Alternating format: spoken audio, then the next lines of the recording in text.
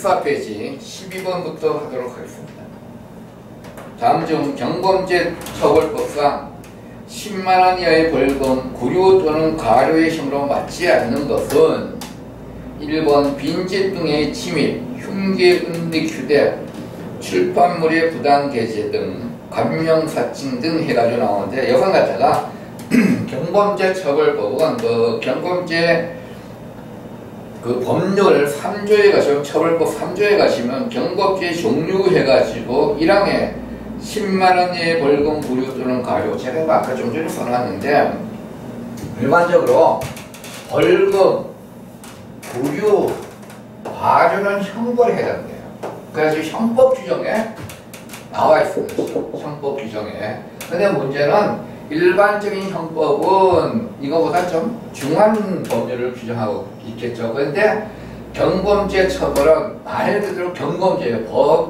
범죄가 경미한 경우에 처벌하는 규정이 있잖아요. 그래가지고 특별법의 규정이기 때문에 구체적으로 적어 나왔습니다. 그래가지고 일반적으로 보면은 10만원 이하의 벌금, 구류 또는 가료의 형에 해당되는 것이, 여러분 교재에 보시면, 문제집에 보시면 41개나 됩니다.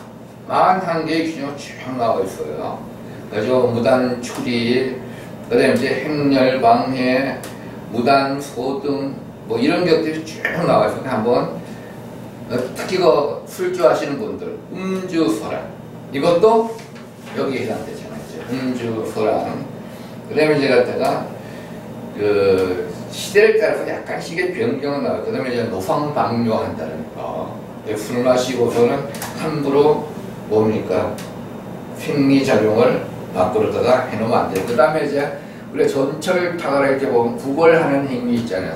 구걸하는 행위도 경범죄 처벌법에 의하여 처벌을 받을 수 있습니다.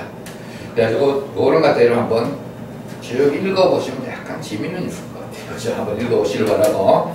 그 다음에 18페이지에 가면 13번 문제. 다음 중 경범죄 처벌법상 부득이한 경우를 제외한 범칙금의 납부기간으로 알맞은 것은, 여러분 이게 뭐냐면 경범죄 처벌법에서 부득이한 경우 범칙금 해대시는 게, 범칙금은 그 법률 규정에서 일반적으로 뭐라고 되어 있냐면 통고처분이라고 합니다.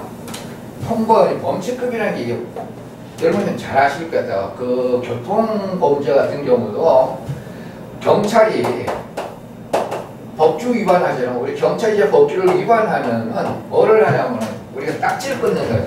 고전을 속에 딱지를 끊는. 이 딱지가 범칙금이잖아요. 범칙금 딱지를 끊는데, 이 범칙금 딱지가 뭐는 통고처분이에요. 여러분 할 때 앞으로 범칙금이다 통고처분이 같은 걸로 보시면 됩니다. 같은 걸로. 근데 문제는 경찰이 통고처분, 범칙금을 이렇게 고지서를 발부하면은 우리가 10일 이내에 납부를 해야 돼요. 납부를 하면은 모든 게 정리가 돼요. 깨끗해져요. 근데 이거 10일 내에 납부를 안 하면 이게 형사범죄가 될 수가 있습니다. 그렇게 되니까 보통 보면 이거 갖다가 통고처분 같은 경우는 그냥 내죠. 그죠? 따지기 싫고 그러니까. 그래서 10일 이내에 납부하고. 그 다음에 이제 14번에 다음 중 부패 방지 및 국민권익위원회 설치와 운영에 관한 법률상 국민권익위원회 업무에 대한 설명으로 맞지 않는 것은 접수자의 신변보호 및 보상, 법령 등에 대한 부패 유발 요인 검토, 부패 방지 및 권익 부재와 관련된 자료의 수집, 관리 및 분석, 공직자 윤리 강령의 시행 운영 및 그 위반 행위에 대한 신고의 접수 처리 및 신고자의 보호, 이런 비하할때는 부패 방지 및 국민권익위원회 설치와 운영에 관한 법률에서 제가 어떤 신청이나 접수를 할 때 제 신변 보호를 해달라고 국민권익위원회에다가 하면 그건 안 들어준다는 얘기입니다. 오히려 신변 보호는 경찰에다 해야 되겠지, 그죠? 그러니까 답은 1번이 됩니다.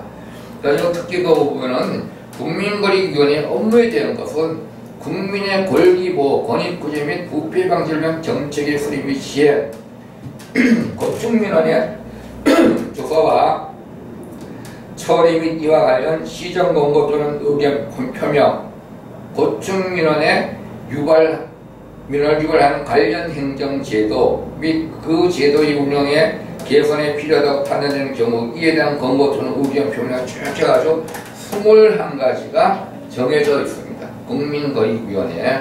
일반적으로 우리가 기억하는 부패 행위 같은 경우 그런 것 같아야 되고, 또 이제 뭐를 하냐면은 접수자가 아니라 신고자는 보호를 요구할 수 있겠죠. 신고자의 보호와 대상 같은 걸 할 수 있겠죠. 그 다음에 15번 다음 중 부정 청탁 및 금품 등 수수의 금지에 대한 법률상 금품 등의 수수 금지에 관한 사항으로 맞지 않는 것은 공직자 등은 직무와 관련하여 대가성 여부를 불문하고 제1항에서 정한 금액 이하의 금품 등을 받거나 요구 또는 약속해서는 아니 된다. 공직자 등은 직무 관련 여부 및 기부, 후원, 증여 등 그 밖의 명목에 관계없이 동일인으로부터 1회에 50만원 또는 매 회계연도에 500만원을 초과하는 금품 등을 받거나 요구 또는 약속해서는 안 된다. 공직자 등의 배우자는 공직자 등의 직무와 관련하여 공직자 등이 받는 것이 금지되어 되는 금품 등을 받거나 요구하거나 제공받기로 약속해서는 아니 된다. 누구든지 공직자 등에게 또는 그 공직자 등이 배우자에게 수수금지 금품 등을 제공하거나 그 제공에 약속된 의사표시를 해서는 안 된다 했는데 사실 답은 2번입니다. 공직자 등은 직무와 관련해가지고 동일인으로부터 1회에 100만원, 매 회계연도 300만원을 초과해서는 안 돼요. 그게 되면 이제 처벌을 받게 되죠. 그래가지고 밑에 이제 해설해 보시면은 수수금지에 대해가지고 조항이 좀 나와서 참고해 보시고요. 그 다음에 21페이지 제3장 정보의 조사 및 분석 실전 문제입니다. 근데 있으니까 이 부분은 좀 어려워 보여요. 조사 방법론에 관한 부분인데 그냥 편안하게 그냥 문제 위주니까 해설하고 넘어가도록 하겠습니다. 다음 중 과학적인 조사의 기본 개념으로 맞지 않는 것은 명확성, 범위의 제한성, 일관성, 체계성. 이런 이거 할 때 정답은 3번이에요. 그죠? 원래 과학조사의 기본 개념은 명확해야 되죠. 두 번째가 통일이 있어야 되죠. 조사할 때마다 방법이 달라지면 안 되겠죠. 그 다음에 범위가 제한돼야 되고, 그 다음에 체계가 있어야 되죠.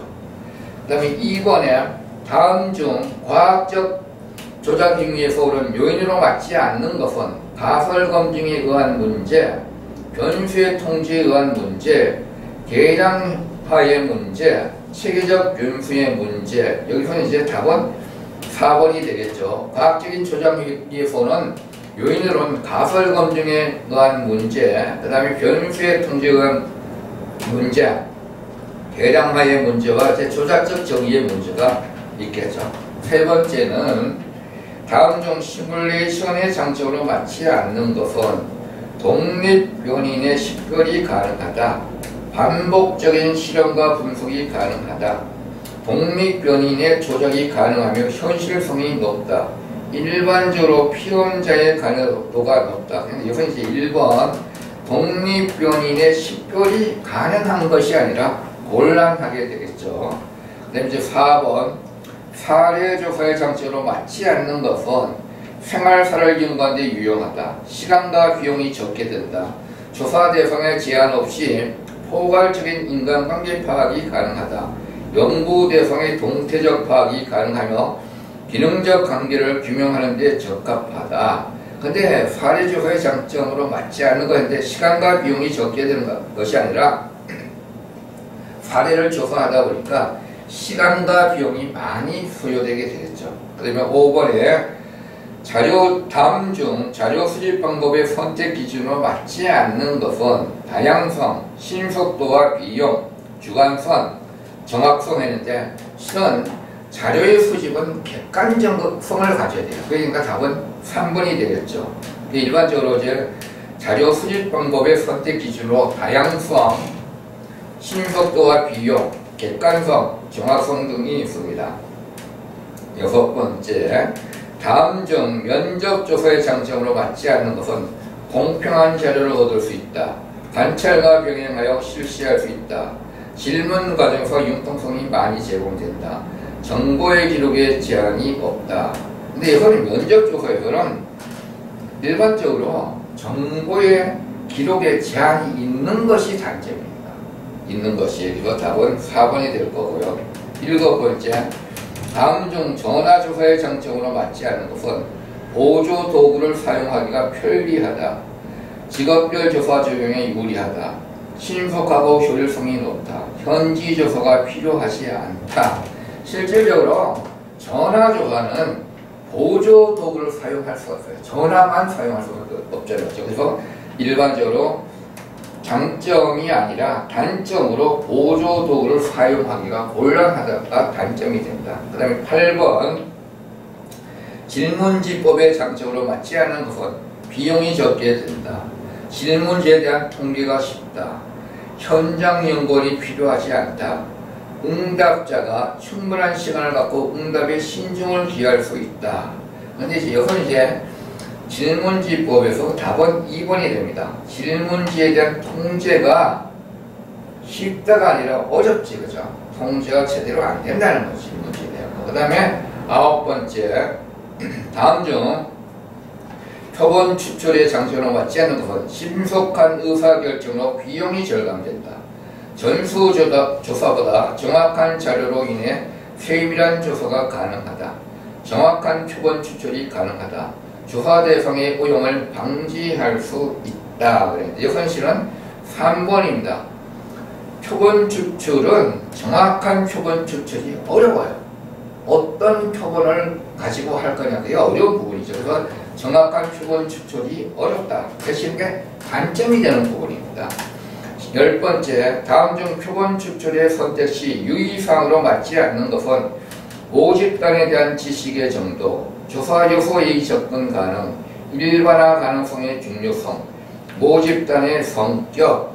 근데 실은 표본 추출의 선택 시 유의사항으로 모집단의 성격이 아니라 모집단의 크기가 문제가 되겠죠. 그래서 답은 4번이 됩니다. 11번, 이미 표본 추출의 장점으로 알맞은 것은 편의성과 경제성 및 신속성이 있다. 일반화하는 데 제한이 없다. 추출된 표본의 모집단을 대표한다. 오차의 개입을 방지하거나 평가할 수 있다. 여기서 이제 1번입니다. 편의성과 경제성 및 신속성이 있는 것은 이미 표본 추출의 장점으로 알맞는 부분이지, 그죠? 알맞는 부분이죠. 이미 표본 추출에. 그 다음에 이제 12번, 누적 표본 추출의 장점으로 맞지 않는 것. 전문가들의 의견 조사에 유용하다. 처음 표본 추출이 쉽다. 소규모의 사회 조직 연구에 이용한다. 조사 대상자의 사생활을 보호한다. 이런 식으로 갖다가 누적 표본 추출은 처음 표본 추출이 어려워요. 처음 표본 추출이 어렵다가 단점이 되겠죠. 다음 13번, 내용 타당도의 장점으로 알맞은 것은 통계적 검증이 쉽다. 조사자의 객관적 의견이 반영되어 착오가 없다. 적용이 쉽고 시간이 절약된다. 속성과 항목 간의 상응관계 정도를 파악하기 쉽다. 여기 하는 거 장점은 3번이 되겠죠. 적용이 쉽고 시간이 절약된다. 또 이게 통계적 결과를 이용하지 않고 직접 적용을 하게 됩니다. 14번, 다음 중 오차의 소수에서 측정자에 의한 오차에 해당하지 않는 것은 측정자의 가명성에 의한 오차, 면접자의 보고에 의한 오차, 측정자의 편의와 편입에 의한 오차, 표본의 지역적 지하성에 의한 오차. 이건 갖다가 4번이 됩니다. 그 오차의 소수에 측정자에 대한 오차에 해당하지 않는 거예요. 이건 갖다 보면 지역적 지하성에 의한 오차는 공간에 대한 겁니다. 공간. 그 다음에 이제 15번, 다음 중 자료를 부호화할 경우 유의할 사항에 해당하지 않는 것은 두 칸에 하나의 숫자만 기록한다. 가능한 0에서 9까지 수를 코딩한다. 모든 항목을 분석 가능한 숫자로 표현해 분석이 쉽다. 순서에 따라 자료에 충실히 코딩하여 일관성 있게 구호한다. 이건 시간 같으면 구호할 경우에는 한 칸에 하나의 숫자를 기록해야 되지 두 칸에 하나의 숫자를 기록하는 것은 아닙니다. 16번 다음 중 과학적 지식의 특징으로 맞지 않는 것은 재생 가능성, 확실성, 객관성, 체계성. 여기서는 기억하실 거는 과학적 지식이 특징으로 얘기되어지는 것은 재생이 가능하고 경험성이 있고 객관성이 있고 간주 가능성이 있고 체계성이 있고 변화 가능성이 있다. 확실성에 대한 부분은 과학적 지식으로 특징으로 들지는 않습니다. 그다음 17번 분석 단위의 요건으로 맞지 않는 것은 적합성, 명료성, 객관성, 측정 가능성인데 여기서 이제 답은 3번인데 일반적으로 분석 단위의 요건으로 적합성, 명료성, 측정 가능성, 그 다음에 비교 가능성을 들게 되겠죠. 그러면 18번 다음 중 표본 조사에 대한 설명으로 맞지 않는 것은 조사 대상 전체 중 일부분을 선출하여 그 전체를 추정하는 조사이다. 조사 대상 전체를 모집단이라 하며 선출된 부분을 표본이라 한다. 전체를 대표하는 부분의 추정은 어떻게 하느냐가 관건이다. 전수조사보다 부정확하다. 표본조사라 그래가지고 전수조사보다 부정확하다고는 할 수가 없죠. 도리어 표본 오차가 있지만 비표본 오차가 전수조사보다 적음으로 전수조사보다 정확한 자료를 얻을 수 있다고 합니다. 다음 중 모형의 문제점으로 맞지 않는 것은 모형의 구조는 자연적인 속성을 갖는다. 정밀조에 대해 지나친 강조를 많이 한다. 실현성을 지나치게 단순화하는 경향이 있다. 모형은 실현성에 대한 불완전하고 불충분한 반영일 뿐이다. 일반적으로 여기서 이제 답이 1번이 됩니다. 모형의 구조는 자연적인 속성을 갖는다가 아니라 모형의 구조는 인위적인 속성의 구조를 갖습니다. 그 다음에 20번 다음 중 관찰법의 정점으로 맞지 않는 것은 현재 상태를 생생하게 기록할 수 있다.